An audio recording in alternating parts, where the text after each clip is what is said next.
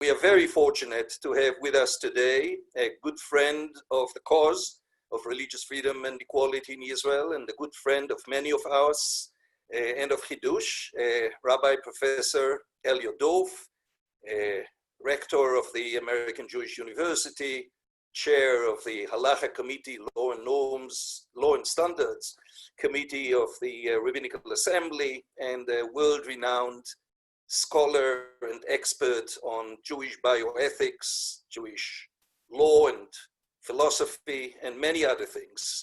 And this is a pre-Pesach webinar, and the title of our session this evening is "And Our Households Were Saved, Jewish Bioethics, Pesach, and the Health Considerations During the COVID-19 Pandemic."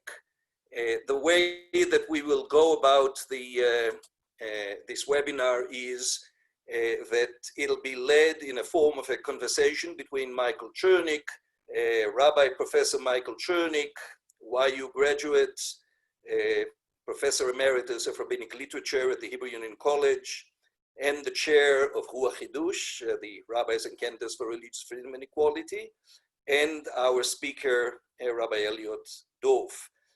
You will see the chat feature on the bottom of your screens, and you're welcome to write your questions, comments, and hopefully we'll manage to cover at least some of them.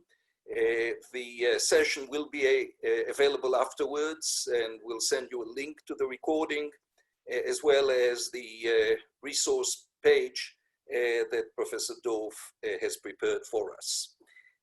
So take it away, Michael Chernick and Elliot Dorff. Unmute yourselves and go ahead. Well, the first thing I want to say by way of introduction is that working with Elliot has been really a pleasure. And the other thing that I would kind of add is that I think that while sometimes Jewish ethics and Western ethics are pretty much the same, in many instances they're not. And I think that we are going to get a very good sense of that in this discussion today. So, Elliot, I'd like to start with the question of how is Jewish medical ethics different from regular American bioethics? Well, they begin with very different assumptions. American bioethics is part of the American ideology to begin with, which in turn comes from Western liberalism. We hold these truths to be self-evident, that all men are created equal, they're endowed by their creator with certain unalienable rights, and that among these are life, liberty, and the pursuit of happiness. That's Jefferson quoted that from John Locke, although Locke said life, liberty, and property, and Jefferson changed that. But as an American, I'm an individual with rights. So in American bioethics, the real issue is, what did the patient want?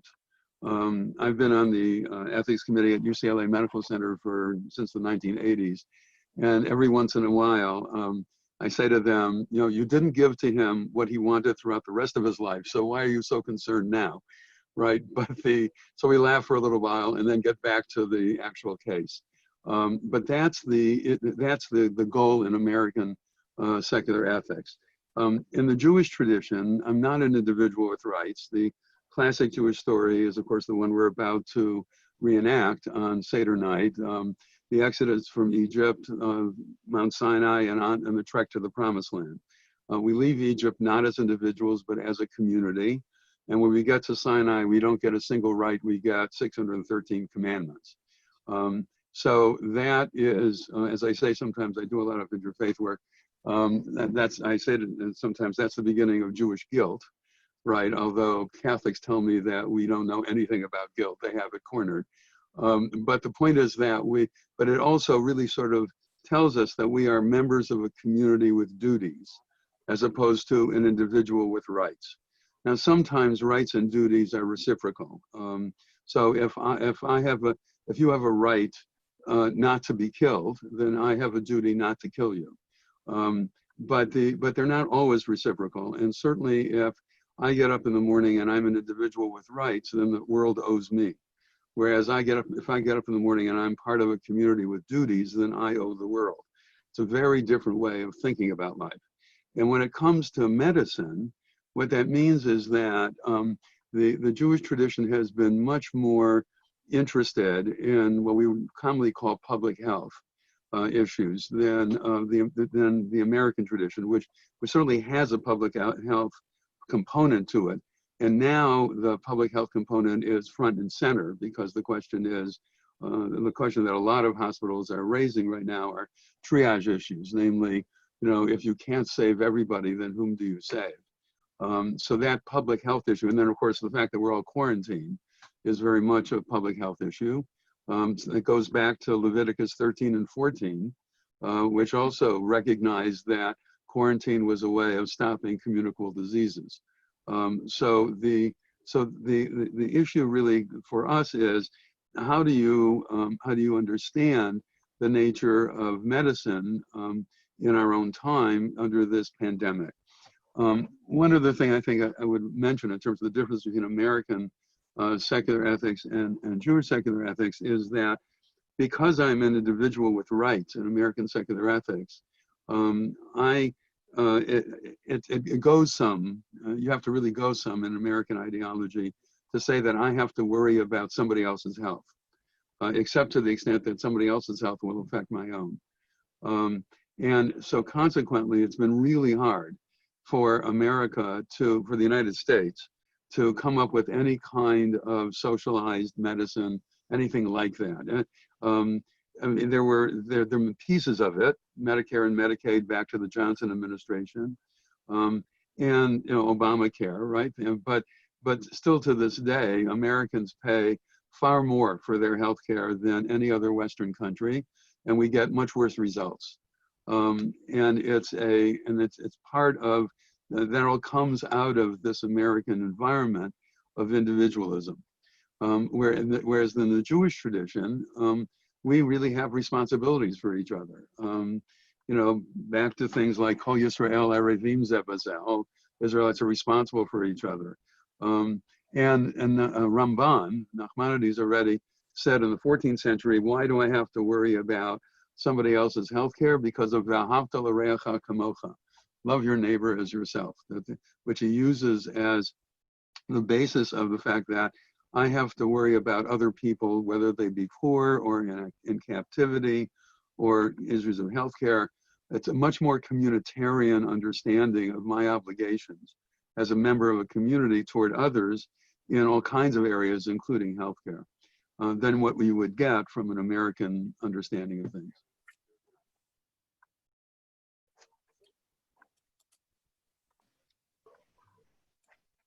You've just talked about the differences between Jewish medical ethics and regular, quote unquote, American bioethics. What are the differing American and Jewish reasons why I should take care of my health with proper diet, hygiene, exercise, and sleep? Okay, so in the American environment, the reason why I should do that, the reasons, there are many of them, are all pragmatic. I should do it because I will feel better. I will live longer.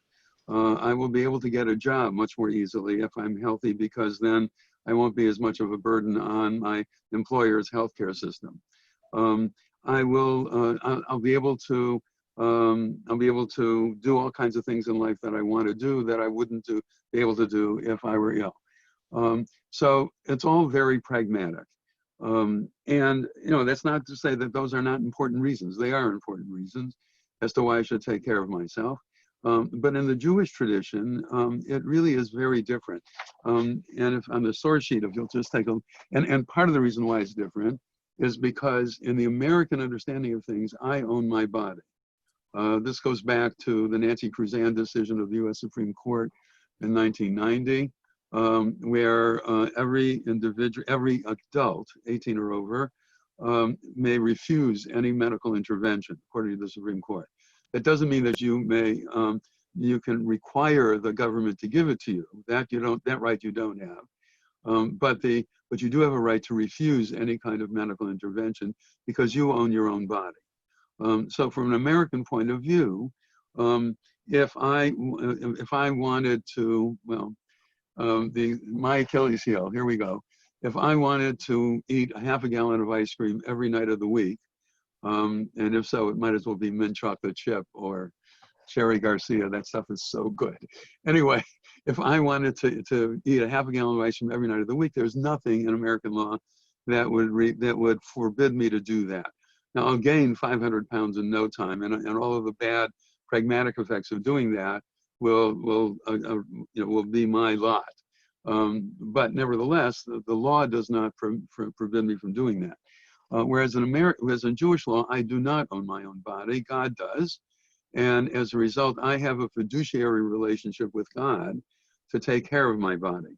And those are the kinds of things you get on the first part of the source sheet that I sent you. But if you would take a look at A4, this is one of my favorite pieces of the tradition. This is wait, which one? Which one? A4. You see, right in front of you, right? The first one says, right. That's right. Deuteronomy 10:14, beginning, mark the heavens, their uttermost reaches belong to the Lord your God, the earth and all that is on it. So we belong to God. Therefore, 2, I may not commit suicide. We'll get to that.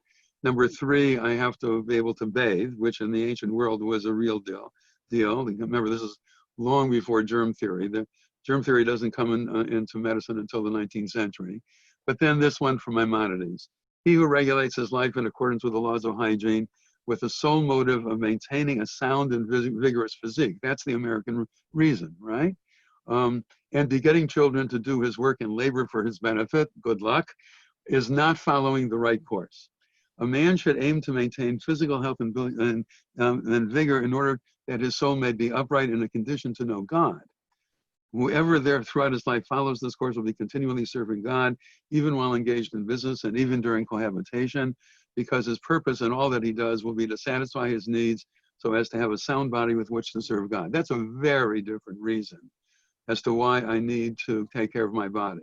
So in Jewish law, I do not have the right to eat the half a gallon of ice cream every night of the week, right? Because I have a fiduciary duty to God to take care of myself.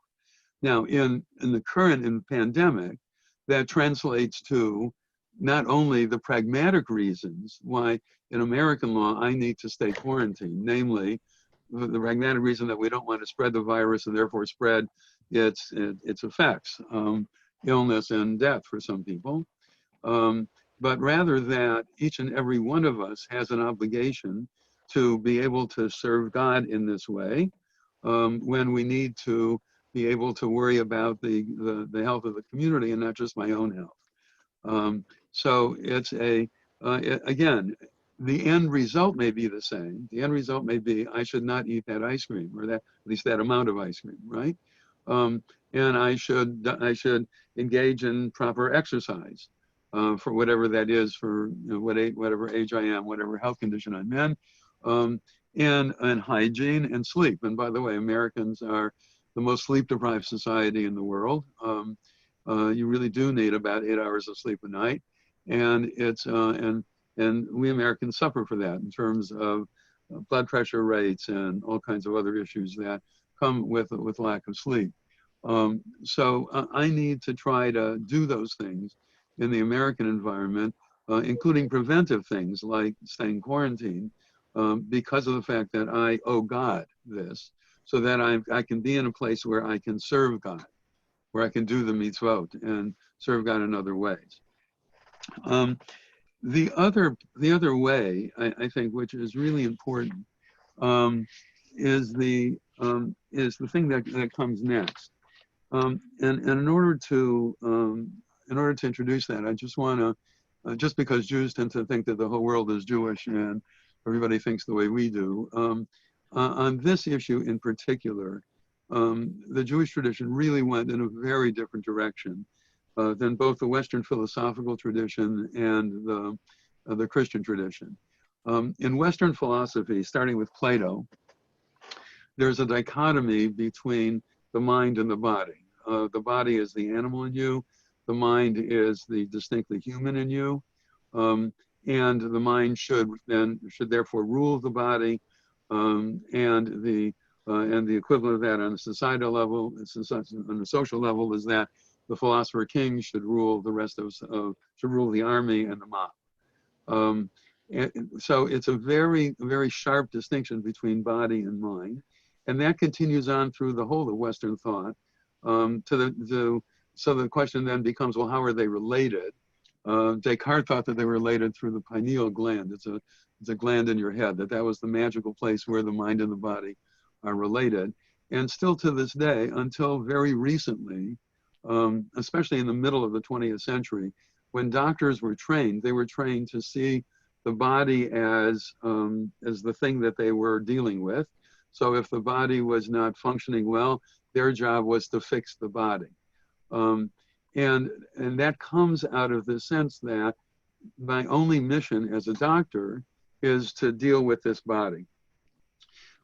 So this body-mind dichotomy, that's right, it has had major effects on the way that medical care was taught in American medicine until very recently.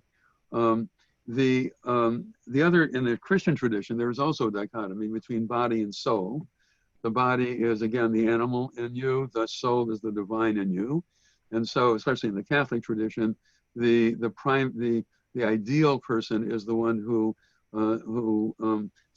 basically sequesters the body to the extent possible in order to cultivate the soul. That is the monk, the priest, the nun, right? Those become the ideal figures because those are the ones who basically try to minimize the use of the body in service of the soul. But in the Jewish tradition, that was not the case. And if you will, take a moment and read B1, the Talmud from Sanhedrin 91ab. Just take a moment to read it.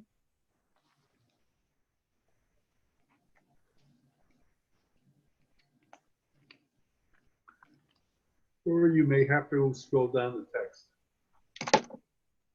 Okay.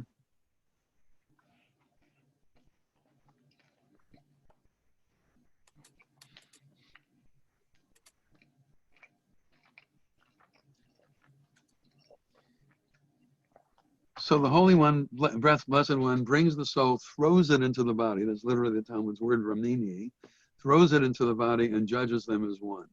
Now, it's a simple story, but it flies in the face of everything that's in Western thought and in Christian thought, right? Where the body and the soul are integrated within us. The soul being the equivalent, the mind, the emotions, and the will, everything internal to us, right? So all of those things are totally within us. Now, why is that important? Because what it means is that when we're thinking about healthcare, and especially now during the pandemic, what we have to recognize is that the way we take care of our bodies affects how we think about ourselves, how we feel about ourselves, and what we want. And conversely, how we think about ourselves, how we feel about ourselves, and what we want in life is very much has a great effect on the way that we treat our bodies. That those things are integrated within us. I remember you may know that Rabbi Abraham Joshua Heschel gave a talk to the American Medical Association in the 1960s, I think it was, called "The Patient as a Person." And what he was saying to doctors at the time was that you have to recognize that the person in front of you is not just a body to be healed, so that you're not just a glorified mechanic, but rather you didn't use that term. That's my term. But that what you have to recognize is that the person in front of you is a person, and that person's health care is going to be dependent upon all kinds of things that are not directly connected with the body. In the 1990s, I was a member of a curriculum committee at UCLA Medical School, and the people who had called it together were 2 senior professors at UCLA Medical School and 2 junior professors, as it happens, all 4 of them Jewish. And the point was, how do we educate doctors and doctors in training to understand all of the other non-physical issues that are involved in a person's care? And what we did was create a program called doctoring, which to this day is required of UCLA medical students all 4 years of medical school. And it was a series of cases in which the various aspects of various non-physical aspects of medical care are illustrated. The anthropology of medicine, the sociology of medicine, the economics of medicine, religious issues, ethical issues, and so on, right? So the first case I remember was a 15-year-old female walks into your office complaining of stomach problems. You examine her and you find out that her stomach is fine, she's just pregnant. Now, it would be better from a strictly physical point of view if she were, say, 18, but if she's in otherwise good health, and if she gets good prenatal care, she'll probably be fine from a physical point of view. But she is unmarried, Catholic, and Hispanic. And so all of those issues are going to have a major effect on what her health care is going to look like. So she's unmarried. Does that mean that she will be kicked out of the house? Well, probably not in the Hispanic community. If she were Irish Catholic, much more likely. She would have to go to a home for unwed mothers. But in the Hispanic community, probably not. She's Catholic, so is an abortion a possibility? Probably not, although you never know. I'm co-chair of the Priest-Rabbi Dialogue in Los Angeles and have been part of it since it started in 1973. And my priest friends say that the American church is understood in the rest of the Catholic world as the Pope's loyal opposition. But that notwithstanding, I think most certainly Hispanic Catholics in the United States would not consider an abortion. So let's say she's going to be home to gestate this baby. Is she going to give it up for adoption afterward? If not, then how is she going to care for it? Will she ever be able to finish high school? Who's going to support her during all of this time? Where's the guy in all of this, right? All of those kinds of things are things that the doctor at least needs to be aware of, because they will very much affect how often she's willing to come in for prenatal care, what kind of, who's going to be there for her when she delivers, what's going to happen to the baby after she delivers. All of those kinds of things are part and parcel of what it means to do medicine. Well, certainly in our own time with this pandemic, that becomes all the more important. Even those of us who are physically well are now experiencing what it's like to be incarcerated. You need to know that, I mean, one of the early verses in Genesis, it's not good for a person to be alone. That becomes really a rather, I think, front and center in terms of us. We really do we all need some time alone, but we also have a very strong need of being in touch with others. Maybe not literally so in touch, but certainly in connection with others. Just one very graphic example of that is that in prison environments, short of execution and torture, the harshest penalty is solitary confinement. And we have, unfortunately, some very good evidence that people who are held in solitary confinement for long periods of time go insane. So we really do need to be in touch with other people. And what that means now for us in this pandemic is that you really, even if you have friends that you normally see in various kinds of environments that you're not seeing now, it's really important to call them, to FaceTime them, whatever it is that you do. Even if it's just to check in with each other, to share jokes, to talk about the things that you normally talk about. It's really important to do those things now and not be embarrassed about doing it. And it's something that, let me just say it straight out, that men have more difficulty doing this than women do. Women are more used to having long conversations on the telephone that are just for fun. And men are very more businesslike on the telephone. So it's a real cultural shift for a lot of men to be able to call their friends and call other people and just to talk. But in this pandemic, it really is important because your mental health and your need to have social contact is very much in evidence during something like a pandemic. And you shouldn't be embarrassed about that at all. Another thing that I think is really important here is that, and that, by the way, comes out of, if you'll scroll down a little bit, I'm going to skip number 3 here, but if you look at number 4, that one needs to visit people who are ill. And I mean, this was Bikur Cholim is a mitzvah. I mean, we all sort of know that. But let me sort of say why it's a mitzvah, right? In number 4 here from Sota 14, it's because it's a way that you imitate God. That just as God visited Abraham after his circumcision, so too you need to visit people who are ill or people who are hurting, whether that be physical or emotional or feeling isolated. And we all are hurting. I mean, it's not, we may not be in the category of sick, physically sick at the moment. Hopefully we'll survive this pandemic. But we really do have psychological needs and associational needs to be in touch with each other. And what the Talmud here indicates is that you're actually following God's lead when you visit the sick. And number 5, Rambam, visiting the sick is an obligation incumbent on everybody. As long as you don't burden people. So, you have a conversation and you sort of have to be aware of the fact when you need to stop. And then the question is, well, what do you talk about? Well, what I would say is that this is all part of this understanding of the human being as being an integrated whole. Our body, our mind, our emotions, our will are all integrated within us, and they affect each other. But we are also not individuals living on isolated islands. We are members of families. We are members of communities, and we need to be able to be in connection with those communities. So let me mention 4 things about illness that you need to know about. Number 1, it's isolating. And that's the reason why it is really important to do Bikur Cholim. In this case, call other people, FaceTime other people, whatever it is. And because people need to be in touch with each other. Second thing, it's infantilizing, right? So when, it's debilitating.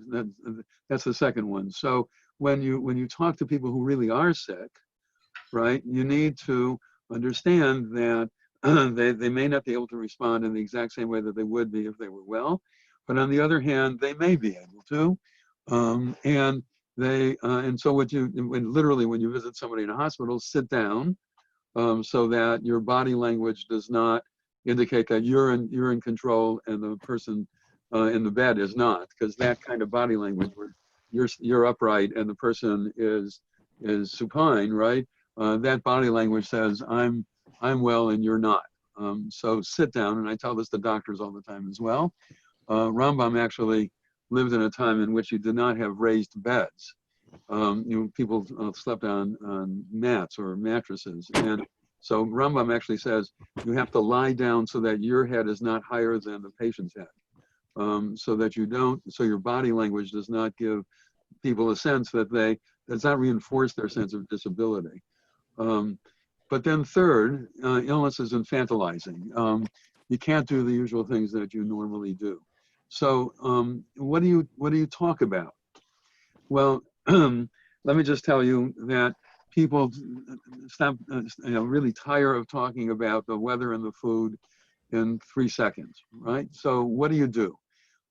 You talk about the same adult topics that you would normally talk about if everybody were well, right? And that's true, by the way, when you visit people in a hospital, just as much as now when you're talking to people who are themselves physically well now, but are isolated and are therefore in big emotional needs for being in touch with other people.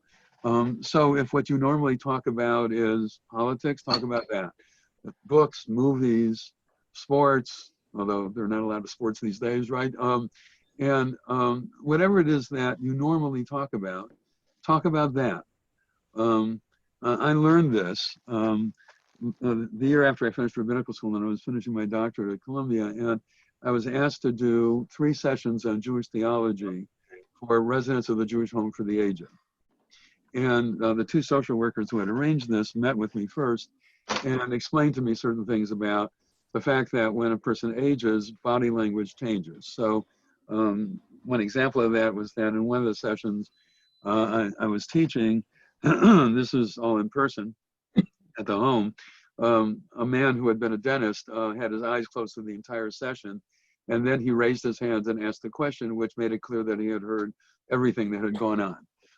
So the fact that people have their eyes closed later on does not necessarily mean that they're sleeping. So they taught me things like that. And then I finally said to them, why of all things, and by the way, they had me select certain readings in in 3 topics in Jewish theology, and they Xerox, they Xerox them in bigger print, and these people were really prepared for class. Not that my regular students are not, but these people were really prepared for class. And so I said to these social workers, why of all things 3 things in Jewish theology, 3 sessions in Jewish theology? And they said to me, because these people are bored of playing bingo, right? Their bodies are not doing so well, but their minds are fine. Now, of course, if the reverse, that's a whole other story. But in this case, their bodies were not doing well, but their minds were fine, and many of them were college educated, and they wanted to have mental stimulation, just the way we always do, right? And so I'm not suggesting that you talk about Jewish theology when you reach out and talk to your friends, but not that there's anything wrong with talking about that. I do a lot of that, but do what you're interested in, and talk about those kinds of things. So, and the 4th aspect of illness, it's isolating, it's debilitating, it's infantilizing, and it's boring. And now we really are experiencing that, especially when we're talking about long-term illness or long-term quarantine. One of the things that really has occurred to me during this period is that the blessing in the morning that we say, Matir Asurim, who frees the bound, which originally in the Talmud was what you said when you're able to sit up in bed. And if you've ever seen people who are confined to bed and cannot sit up, then you understand why that blessing really makes a lot of sense. And it's also used, of course, when people got out of prison or something like that. Well, Matir Asurim in our day really, I think, becomes much more poignant when we are all confined to our homes. And there was a webinar yesterday that the Rabbinical Assembly United Synagogue Masorti Movement put on, in which Rabbi Jonathan Wittenberg from London gave a talk in which he had said that we will understand slavery this year and redemption from slavery much more poignantly than we probably have in the past, because we're not literally enslaved, but we are we're not free to go about our business the way we usually go about our business, or to go to movies or theater or whatever enjoyments we like. So in that sense, we will understand going from slavery to freedom, and a wish to do that this Pesach, probably more than we ever have in the past.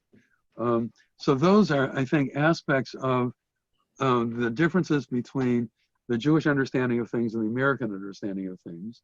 In the Jewish understanding of things, we are integrated wholes within ourselves, and we are also integrated in families and communities. And we really need to have all of those kinds of connections in order to feel good.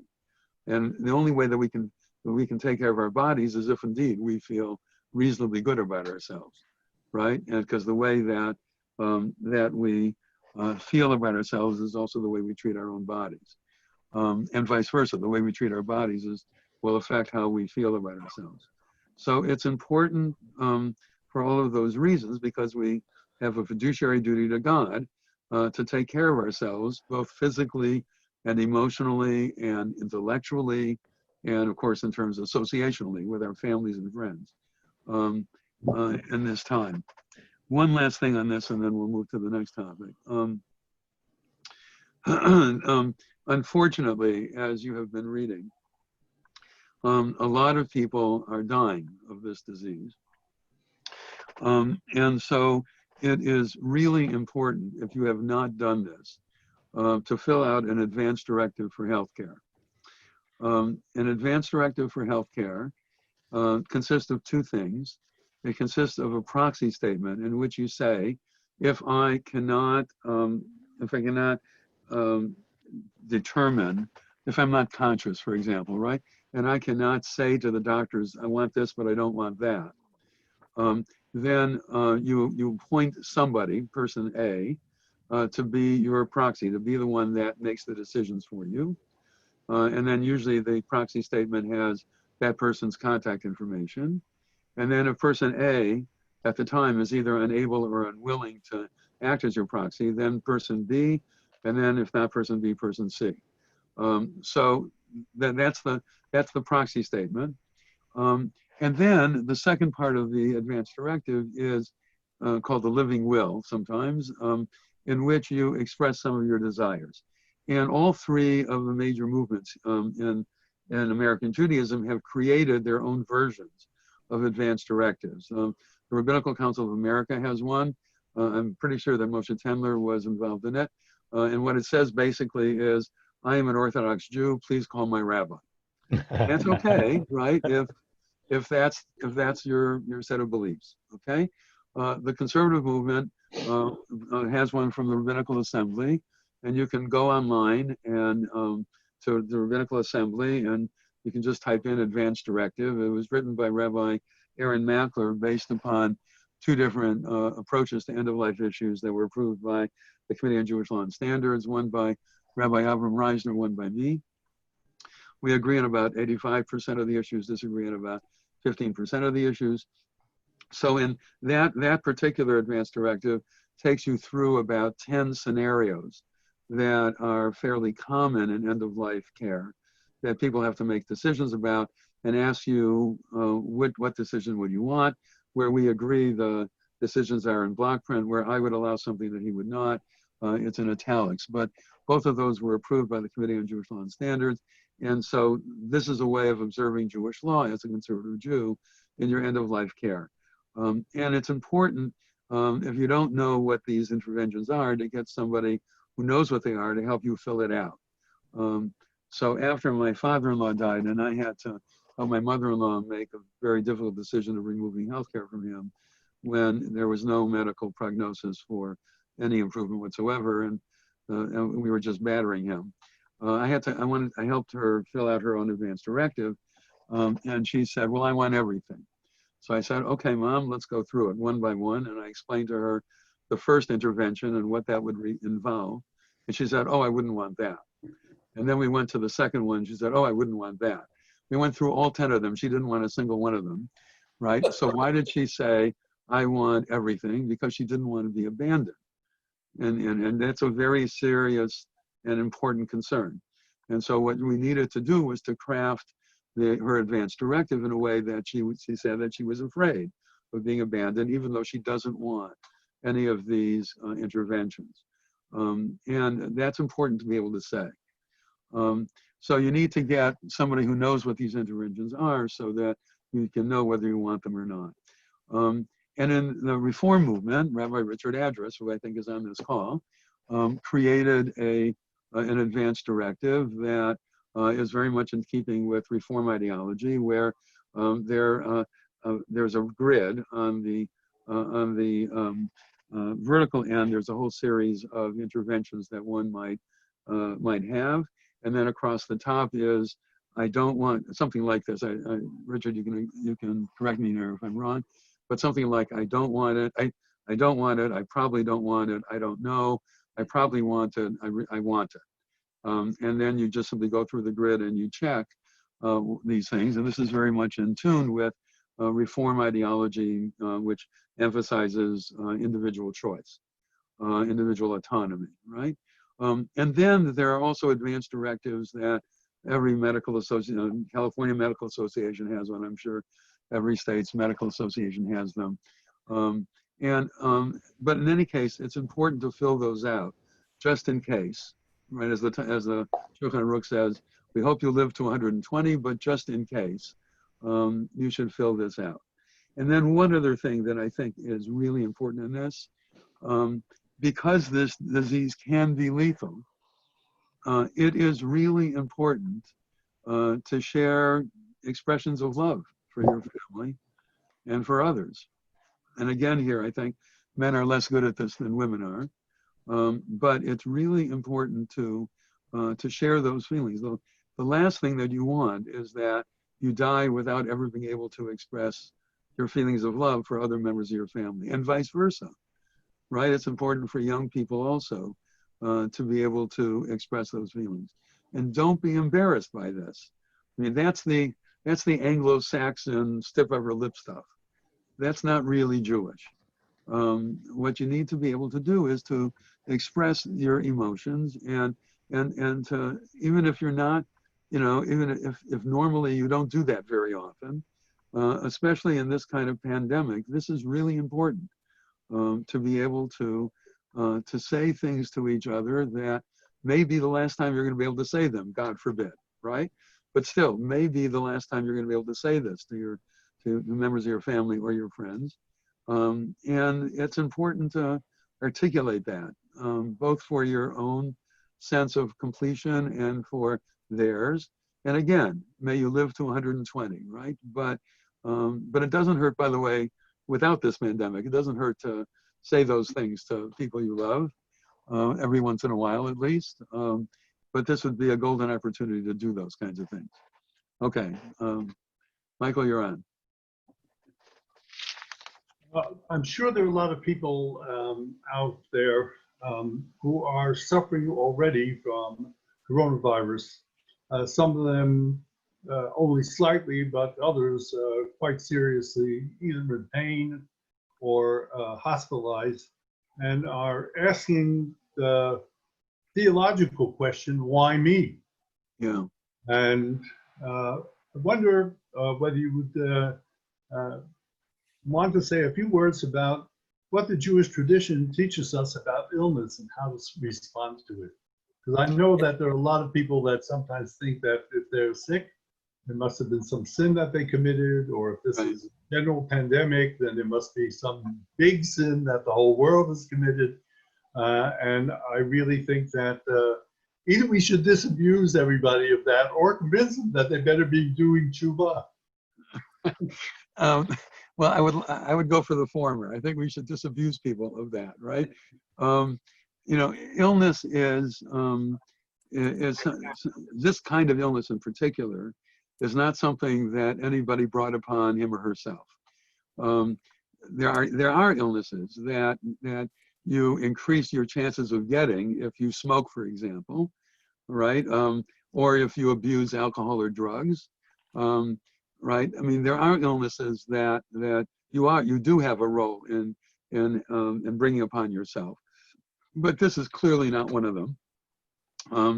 And it's completely random as to who gets it, and on how people respond to it are functions of things that we don't even really understand yet. At least as far as when I've been reading some of the medical literature lately, and doctors don't really know what it is, except that.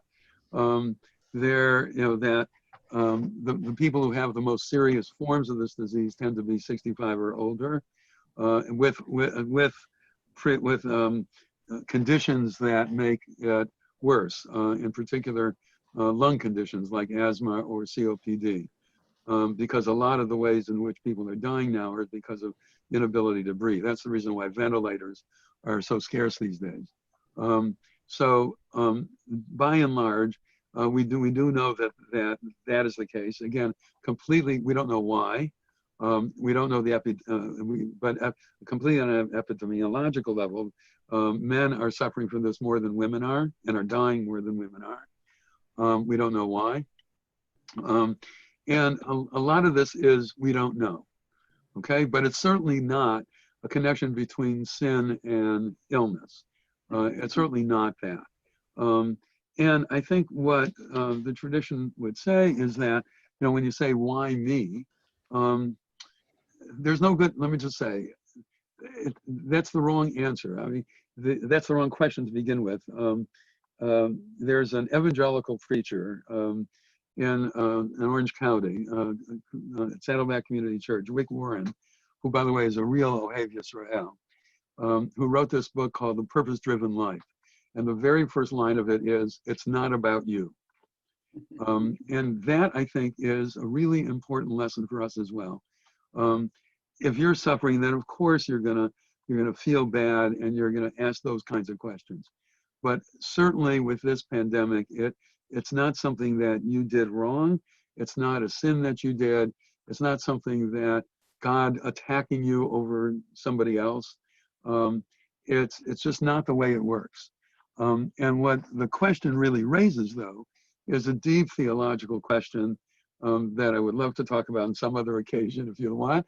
But it's the problem of evil. Why do bad things happen to good people or good things happen to bad? By the way, the other part of the question is one that is rarely raised, but it also is very much part of the question of God's justice. Just as much as we ultimately say, why do bad things happen to good people? We also have to ask, why do good things happen to bad people? That's as much a part of the question of the problem of evil in theology as the first part of it. But I think it doesn't help. Let me just say it straight out. As one who loves philosophy, it doesn't really help to get involved in that set of questions at this time. Just understand it to be a pandemic that some of us get sick over and some of us do not. Some of us get very ill from this virus. Some of us much less so. And I think the ultimate Jewish answer to all of this is follow what the public health authorities are saying. You really do need to isolate yourself socially to be able to protect yourself and to protect the society, because you don't want to be one of those people that's going to have to overburden the emergency room in your local hospital, right? And the best way to make sure that that doesn't happen is that you don't get the disease. And the best way to make sure that you don't get the disease is to isolate yourself. So you have a really deep Jewish communal ideal here. Now remember, this is you're part of a community with duties. You have a very deep Jewish duty here to follow the instructions of the public health officials, isolate yourself so hopefully you won't have to be in a hospital, and do the things that you need to do in order to be able to sustain that emotionally as well as physically. This year is going to be pretty tough on families. We know that the Pesach is a time when families get together and enjoy Sedarim with children, grandchildren, and extended groups of people that include their friends. And the Seder is going to be something completely different this year for most people. What do you think one can do for a Seder this year, which is going to be completely unlike any Seder of any other year? It's almost You're not kidding. Right. Well, why is this year different from all other years? That's right. You got it. You don't even have to ask the question this year. We sort of know right away. And the answers that are in the Haggadah are not the only answers we would give this year as to how this night is different from all others. Well, I mean, I think a lot of us are going to be engaging in Zoom starim. I just hope that there's enough bandwidth on Zoom to sustain all of these starim Wednesday night and Thursday night. Just as a comment, there are millions and millions of school children who are on Zoom now, and nothing bad has happened. That's correct. That's what my wife told me too. She said, like, everything from elementary school through high school through college through graduate school has been on Zoom for the last two or three weeks. So if Zoom could sustain that, then presumably Zoom could sustain the Jewish population of America. I hope she's right. But the thing is that it's and that's going to require, on the one hand, it's going to be really strange because we're used to being in the same room with a lot of family and friends, and that's part of the real joy of the Passover Seder. The other side of it is that I live in Los Angeles. 2 of our 4 children live around the corner from each other, 6 blocks from us, but our other 2 children live on the East Coast. And so this time, and for the first time in a long time, they're going to be part of our Seder. And let me just say that this is going to be stretching all kinds of rules in terms of when the Seder begins and what you do before sunset. And it's going to be So that, I mean, we're starting at 5:30 here, which will be 8:30 on the East Coast, which is probably okay in terms of, you know, when they say Kiddush. Not okay really when we do it here, but it was the only way to be able to have this cross-continental Seder. And it'll require a lot of creativity, you know, so that to make sure that people of all ages are involved in the Seder. You're going to have to figure out what Haggadah you're going to be using, the kinds of things that you might do. My wife is an educator, and every year she creates some kind of game for the grandchildren. So this time it's going to have to be a game that one can do online, or that one can do in Zoom, right? I mean, we don't write things or draw things or anything like that. But she on Pesach, but she created various kinds of games that we can do, and so you're gonna have to be somewhat creative about that. But I think the important thing is to have the Seder on Zoom, whatever that means in terms of your own personal practice on electricity, on all kinds of other stuff, right? But I think really, as the Sephardic rabbis the 14 Sephardic rabbis in Israel said, that there really is a deep psychological need for us to be in touch with each other. So I think it is a time for some leniencies. It is Sha'at Adchak, if I've ever seen one. It is a time of emergency. And so those kinds of leniencies, I think, are in order. I have been as chair of the law committee, the Committee on Jewish Law and Standards of the Conservative Movement. We, that is the committee, has been asked all kinds of questions. And you can find those answers, by the way, on the Rabbinical Assembly website. You just Google Rabbinical Assembly and then look for, it's called CJLS, Committee on Jewish Law and Standards Guidelines. And you will also find on the Rabbinical website, the public part of it, all kinds of ideas about what to do with the starim and things like that. I'm sure the Reform movement has resources like that. I would imagine the Orthodox community does as well. But take advantage of those things that are online to try to figure out how you're going to deal with having a meaningful Seder this year, and doing it with family and friends to the extent that you can by Zoom. I'd like to go back to something that you said earlier, namely that there is a body-mind connection. And the truth of the matter is that for so many people who will not be able to enjoy a Seder with members of their family, the truth of the matter is sometimes the amount of anxiety that is invoking even now, and the amount of depression that some people are feeling, or sadness that they are feeling about the loss of that. If you ask me, once it really hits on Tuesday night, on Wednesday night, you're going to be dealing with people that are in the halachic category of cholim she'ein bahem takana. Right. They're going to be sick, but they're not necessarily in danger. And yet there are halachic possibilities for people in that situation that are very extensive. So that's just something to throw into the mix here. But the last of the issues that I would like to take into consideration is anybody that's been going to their grocery store, whether it's kosher or whether it's a large grocery store like the ShopRites that we have here, or the Costco's, have noticed that there are plenty of lacks on the shelves. I can tell you that one of the worst pieces of news that the Jewish community got that is observing kashrut is that the Empire Chicken, kosher chicken factory closed itself down because of the coronavirus. And I'm really raising the question of what should you do if Passover provisions run out or cannot be gotten by any means? What do you do then?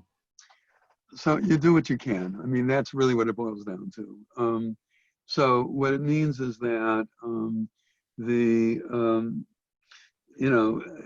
it depends what you can't get, right? So if it's chicken that you can't get and you normally would have chicken, so have something else. I'm a pescatarian, so I haven't had meat in a long, long time. But so I won't miss that. So I don't know what to do with Basil. Yeah, understood. My wife is a meat eater, so I mean, I really do understand that. But you know, all kidding aside, I mean, you really do what you can. You try to make it as festive as you can. What, you know, of course, people's tastes differ as well. So what kinds of things are really that you really love to eat? If they're at all possible, if it's at all possible to make them kosher for Passover, then do that. And there are, you know, there are all kinds of recipes that are online for flourless cakes and things like that. I don't know what happens with you, but I tend to gain weight during Passover because of all the sweets and all of that kind of stuff. I told you my Achilles heel is ice cream, so my wife actually makes cartons of ice cream that are kosher for Passover. We have an ice cream maker, which we use only for Passover. So I'm already worried about gaining 10 pounds this Passover, but I will try to resist and try to. I mean, you know, remember that the mitzvah for matzah is only a kazayit, right? It's only a very small amount of matzah that you have to eat in order to fulfill the obligation. So if matzah is not kosher Passover matzah, you only have one box, but normally you would eat 5 or 6 of them. So just be very sparing for the Passover Seder, and then whatever is left over you'll use for matzah brai or whatever else you use matzah for during the course of Passover. Do what you can in terms of you know, buying ahead of time things that don't need a kosher Passover. Now this, by the way, will vary from rabbi to rabbi. So here I am. I'm just, if your practice is different, then it'll be different. But you know, buying milk ahead of time, buy, you know, unflavored cottage cheese ahead of time, buy unflavored yogurt ahead of time, buy eggs ahead of time if you can. Now again, in Los Angeles also, there are a lot of empty shelves on the supermarket stores. And you can't use their delivery service. They just don't have any time that they're delivering. Instacart also doesn't work. I mean, all of these kinds of things that don't work. And in our case, my daughter and my son who live in town are doing our grocery shopping for us. And, you know, we have a list and they get whatever they can.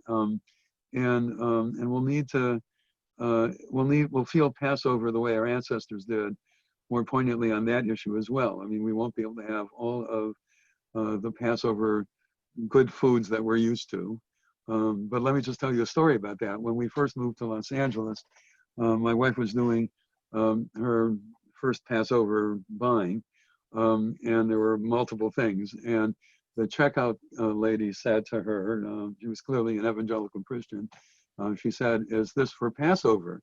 And my wife said, "Yes." And she said, "But the Israelites didn't have all of this food when they left Egypt."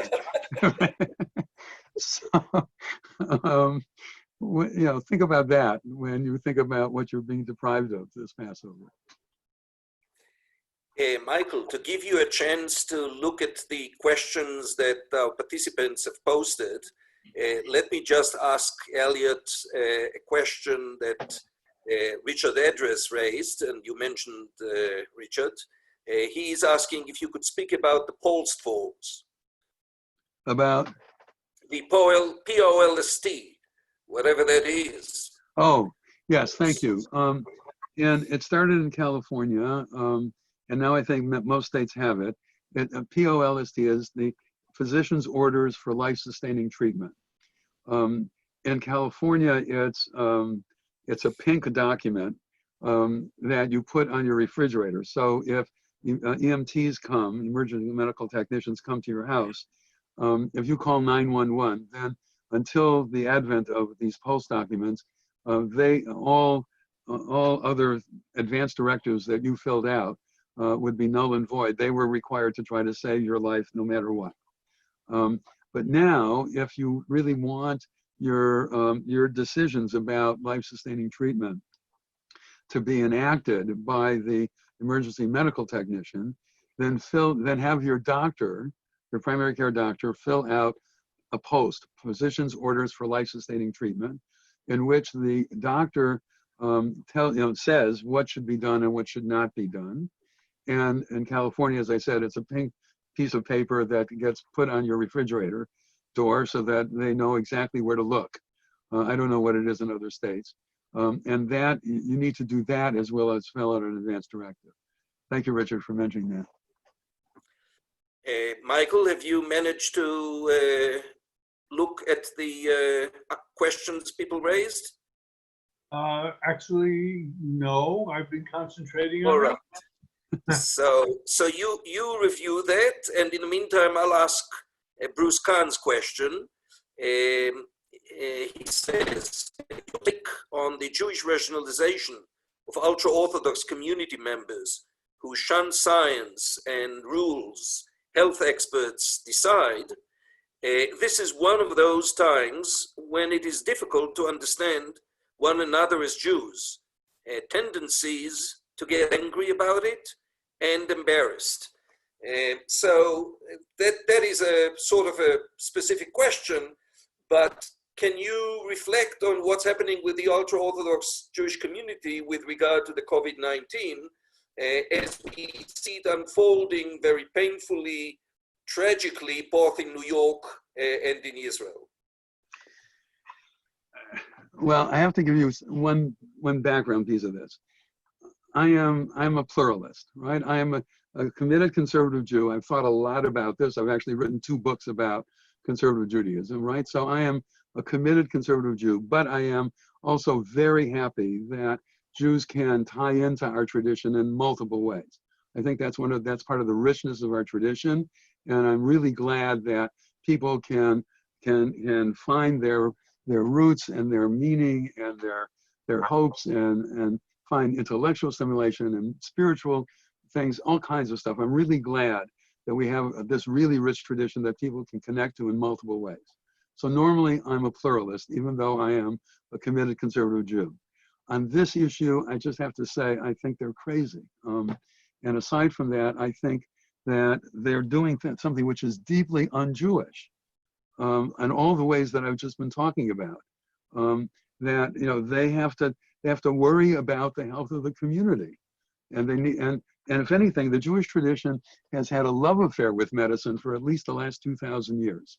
Yes, there is that Mishnah that says the best of physicians should go to hell, but that was based upon the fact that in times of the Mishnah, people looked to doctors to really be able to cure their diseases, and they weren't able to do that. So at least I read that Mishnah as an expression of frustration on people's parts. But all kinds of rabbis who were physicians through the last 2,000 years, not just Maimonides, a lot of them. It doesn't happen very often anymore because rabbinical school still takes more or less the same amount of time, but it takes much, much longer to become a physician. I was at a conference at the University of Virginia Medical School where the dean said, in Mr. Jefferson's medical school, to become a doctor took 1 year, right? Now it's a whole different thing. So there are not a lot of MD rabbis, but there are as many as there were in the past. So our tradition is very much interested in what medical science tells us. And the ultra-Orthodox have the same fiduciary responsibility to take care of their bodies and to take care of their communities as much as all the rest of us Jews have. So I think what they're doing is deeply un-Jewish, aside from being medically crazy. And I think we have to call them out on it. I think we have to say, look, you have a right to observe the Jewish tradition in your own way, up to the point, and not beyond the point, where you are endangering the lives of everybody. You don't have that right. Quite the opposite. You have the obligation to save lives, and the way you save lives is not by having weddings and public weddings and funerals and yeshiva sessions and all of that. The way you save lives is by agreeing to be quarantined, the way the rest of us are. I'm actually writing something to highlight a different dimension of the issue, and that is the writings that are coming from reliable, authoritative figures in the Haredi community suggesting that the pandemic is God's agent. But that's, of course, a very different issue. Right. But another question that may differentiate general bioethics and Jewish bioethics, or maybe not, that we were asked is, could you speak about the triage concept and how does the Jewish tradition deal with it? Okay. Just make sure that everybody is on the same page. The word triage comes from the military context. And it basically is where you have a number of people who are wounded on the battlefield. And the question is, you can't save them all. So which ones do you save? And what comes out of the military context is you save the ones that have the greatest chance of surviving and then being able to rejoin the battle. So it's very utilitarian in that way, right? Which is the normal triage way of understanding military combat. It comes into the medical context in terms of when you don't have enough resources to save everybody, then whom do you save? And that issue has, thankfully, in the American environment, has not been one that the American medical establishment has had to face very often, but it has to face it now front and center. I've been on the ethics committee at UCLA Medical Center since the 1980s, and over the last week and a half, we've had 3 meetings by Zoom, of course, for 2 hours each, in terms of creating the triage policy at UCLA Medical Center. Unfortunately, I've been asked this, unfortunately, there is not a national triage policy that comes out of either the federal government, like the National Institute of Health or something in that order. I've been on 3 federal commissions on issues in medical care. Not a single one of them was on triage policies. And so as far as I know, there has never been such a commission to even recommend triage policy, a particular triage policy to the rest of America. And so every hospital is doing it on its own. After that, I tried to create what I construe to be a Jewish understanding of triage. And that is also on the Rabbinical Assembly website, if you're interested in that. And Rabbi Daniel Nevins, a good friend, and understands triage in our time from a Jewish perspective in a somewhat different way. And so both of those essays about triage are on the Rabbinical Assembly website. The ultimate difference between us is that what I use, this comes out, well, let me step back one time, one moment. In the book that I wrote called Matters of Life and Death, A Jewish Approach to Modern Medical Ethics, back in 1998, in chapter 12 of that book, I talk about the distribution of healthcare. And one piece of that is who gets it, and another piece of it is who pays for it. And in that book, I already mentioned the fact that until the 20th century, scarcity was not experienced in the Jewish in Jewish society over medical issues. It was because until the 20th century, preventive medicine was pretty good, like quarantine already in the Torah. And the rabbis already say you shouldn't eat too much meat and you should have fruits and vegetables. I mean, they're aware of some of these medical ways of preventing illness. But curative medicine was terrible. The only thing that people could do until the 20th century was surgery. But if they cut off part of your body, you probably bled out and died of that, or you got infected and you died of that. And the other thing was that they assumed that, rightly by the way, that a lot of diseases are bloodborne, so they would do bloodletting, right? They would take a pint of blood. But the problem is that that works only for one disease. It happens to be a disease that my mother had, polycythemia, too many red blood corpuscles. And there, still to this day, the cure to it is you take a pint of blood every once in a while. But it doesn't work for anything else. And it wasn't until the sulfa drugs in the early 20th century and then antibiotics that medicine was able to do really curative things effectively. So the scarcity that that the Jewish societies faced was in poverty, among the poor, who should get what, and then also in redemption from captivity, which unfortunately our people had to deal with a lot of times during, in many places and times. And so in that book, chapter 12, I talk about the triage that comes out of a source that is repeated 3 times, all in Israeli things. It's in the Tosefta, in Tmurah, it's in the Jerusalem Talmud, and it's in Breshit Rabbah. And basically, it's the story about what happens if an enemy surrounds a city and says, either give us one of your number or we will kill you all. And then, if that's the case, then they're not allowed to give up one of their number. But if the enemy says, give us so-and-so, then you may, and actually must, give up so-and-so in order to save the rest. So there's a sense that if the enemy is the one that's causing the death of a particular person, and the enemy picks that person out, then that person can be, and actually should be, surrendered so that the rest can live. Now, and in that book, I already say then, this is 1998, that if you see this as death as the enemy, and if the enemy singles out a particular person as being not able to survive, then you not only may, but really should, sacrifice that person for the sake of those that you can save.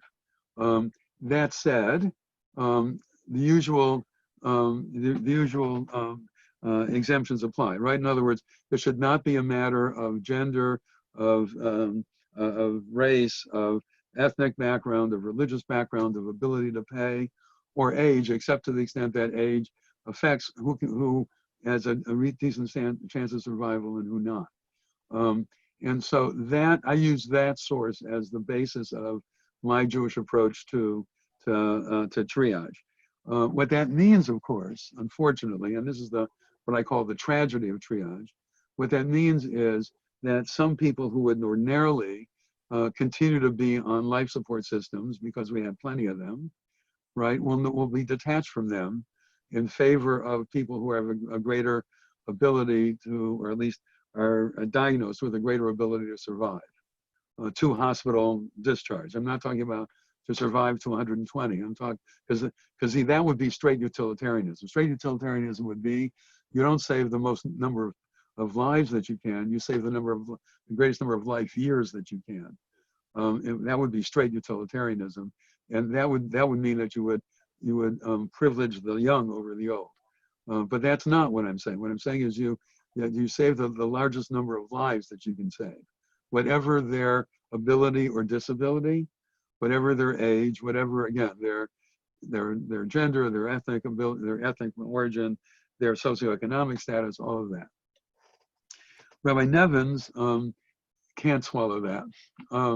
And I really do understand that, because by and large, I don't want to swallow that either. And so the major difference between us is that he would never detach somebody from a life support system that they were already attached to. Whereas I would say that that's fine in normal clinical medicine. But the whole point of triage is that we're in shat hadchat, that we're in an emergency situation. And we really do need to have what I call a paradigm shift. That's what philosophers call this, where you go from clinical medicine to public health concerns, right? Now, by and large, clinical medicine and public health reinforce each other, right? So public health things like vaccinations and public health education, don't smoke, don't become obese, don't abuse drugs and alcohol, don't, those kinds of public health interventions, right, normally are very much in tune with clinical medicine and very much support it. In this particular kind of tragic case, where triage is necessary, you can't just operate the way that Rabbi Nevins wants to operate, as much as I love him and would love to be able to say the same thing. But I just don't think it's realistic. But that's a dispute among friends, and I really mean this. We're very good friends, and I have tremendous respect for him, both as a person and as a scholar. But you will be able to see the differences between us on the Rabbinical Assembly website. Just look for triage there, right? CJLS triage, and you'll see the two opinions. Well, we'll send you the link to the committee's materials to make it easier for you. Michael, we have a challenge here. We have sort of outrun our time, but I'm getting messages that you are just fantastic, Elliot. So what I suggest is that we have already lost a few who had other appointments or engagements. And Michael, what I suggest is people who need to leave should leave and maybe just pick up 2 questions from what you have already reviewed and present them to Elliot, and we'll call it a night here in Jerusalem. Okay. Michael? I'm looking at the questions. All right. We're getting a lot of thanks, Okay, thank you. which is a good thing.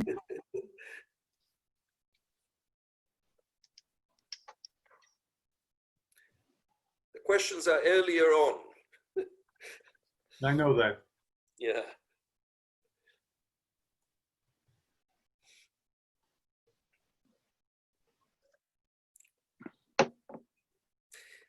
So in the meantime, Elliot, you reported on Rabbi Nevin's reluctance to detach somebody from a respirator. We have more experience here. There have been instances in which our Minister of Health, Rabbi Litzman, prevented detaching a person from a respirator even after the person was dead. Because one of the things they refuse to accept is brain death. Yes. So as long as the respirator replicates signs of life, it shouldn't be detached. And actually, that was something that came up recently in Israel, because apparently there are quite a number of people, and the exact number is not known, who are kept on respirators in hospitals for long periods of time, indicating that there may be instances of brain death among them. And now, with the concern that there may not be enough respirators, the issue, of course, came up. Yes. But that's not a question. Okay, go ahead. Michael, did you find? I don't see among the various questions that I've asked. I think Elliot has covered, I would say, the majority, if not all, of the questions that have been asked in one way or another. I'm a little bit concerned about the question that's been raised regarding the Haredi community. I was very appreciative of Elliot's response about pluralism. Truth of the matter is that the Haredi community is a divided community. And sectors of it have managed to survive this and not be affected by it in the same way as other sectors of it have been. I would have to say that pretty early on, there were some Hasidic rabbis who had a sense that this was not going to be a small matter, and immediately demanded of their followers to go into various varieties of quarantine, masking, this, that, and the next thing. And it was those communities that at this point are not as evolved. If you take a community like B'nai Brak, where 4,500 elderly people had to be moved out of the community because they were all sick, or Lakewood, which has in the States, where you have well over 600 people who are ill, including my Haredi cousin's children. That's because they refused to close down the yeshivot because Bitul Torah, the voiding of Talmud Torah, was a worse thing than getting a coronavirus. Or you'll be protected if you're going to sit there and study, because Torah Megina al Lomdea, the Torah is going to protect those who study it. But I would have to say that the cut down or the divide between the Hasidic community and the Yeshivish or Misnagdic community is an interesting one. It doesn't play out in places like Borough Park, where everybody is with everybody. It doesn't play out in places like Williamsburg, where Satmar was very, very unwilling to go along with any of the protections. But there were certain other groups that were much more interested in saving their communities, where their communities are doing much better than I would even say Teaneck right now. I'm saying in a community. Good for them, absolutely. In a community this minute that has 420 cases, 21 cases yesterday. Of those people, of those 421, they're only reporting the ones that are in the hospital. My neighboring town has another 250. So if you're going to add all together what's being dumped into Englewood Hospital, Hollywood Hospital, or Hackensack Hospital, they're being overwhelmed at this minute. Yes. And I would say we're dealing with a modern Orthodox Jewish community. So, it's. I actually have a problem, Michael and Elliot. And the problem is that when we have to talk about a Jewish and democratic state of Israel that has to deal with this issue. And I had actually written a question. I don't know if you saw it. I wrote a question saying, Elliot, you are a consultant to the state of Israel. You were advising the prime minister and the Knesset of the state of Israel. What would you advise? I would advise exactly what's going on now, at least in California. I can't speak for anywhere else, which is that everybody is mandated to, for social distancing.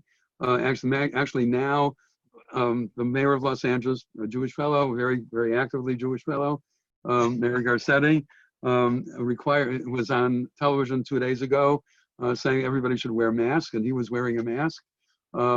When you go out for necessary things, like grocery store or whatever, or even if you go out for a walk, and it's and I think that triage policies have to be devised very carefully so that what resources exist are decided upon, their distribution is decided upon in a public way. I think it's unfair to doctors to have to make the decision on the spot. And this needs to be done, I didn't mention this before, but this needs to be done by somebody by a triage officer or a triage committee within the hospital, who is different from the doctor on scene, because the doctor on scene has a duty to help the patient in front of him or her, right? Whereas in order for triage to be done in any kind of fair way, it's got to be done by the enemy, right? It has to be done by somebody outside who recognizes the shortage of provisions.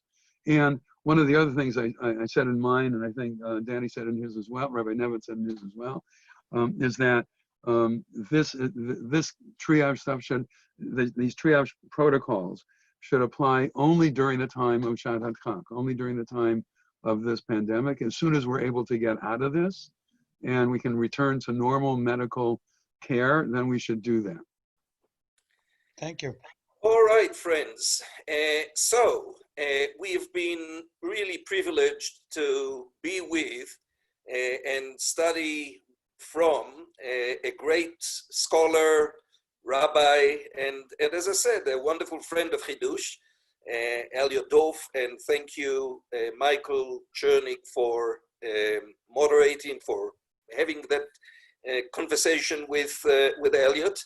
The silver lining of this pandemic, and it's obviously not something we would have wished for, but with the pandemic so horrific, we should be grateful, is really this online option, which enables you, Elliot, for the first time in many years, as you said, to have a Seder, a Pesach Seder with your East Coast family, right. And enables all of us to enrich ourselves with teachers like Elliot. This is the time to mention that on April 28th, we'll have the next webinar, bringing us closer to two of the four co-sponsors, namely the American Association of Jewish Lawyers and Jurists and the Jewish Legal Pluralism Legal Action Network, and we'll have Professor Rivka Weil from the IDC, a constitutional law scholar, again, highly regarded throughout the world and taught at all the leading universities. And she'll be speaking about the threats to Israeli democracy that have unfolded in recent times. And we still are not clear. Today it's been announced that the rivaling parties have come to an agreement and a coalition is imminent.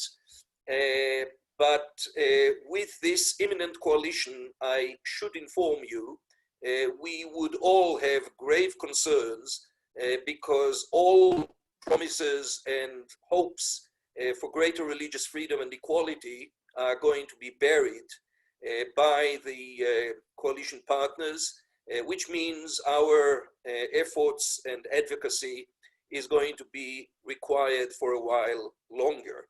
And of course, your support would be appreciated. Now, as Gordon knows, often the question asked last is really a good segue to a future program because it really deserves a special focus and elaborate discussion. So we will find an opportunity soon to schedule a webinar that will focus on the situation in Israel and some of its Jewish legal rabbinic ramifications. Just on the screen now, I saw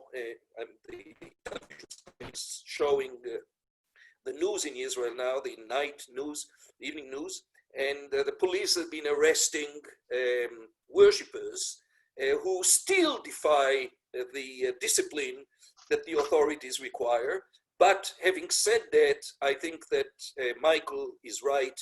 And for the clear majority of the community, both Hasidic and Lithuanian, the realization of the pandemic has settled and they understand that we are all in trouble and they are seeking help and are abiding by the guidelines and facing challenges.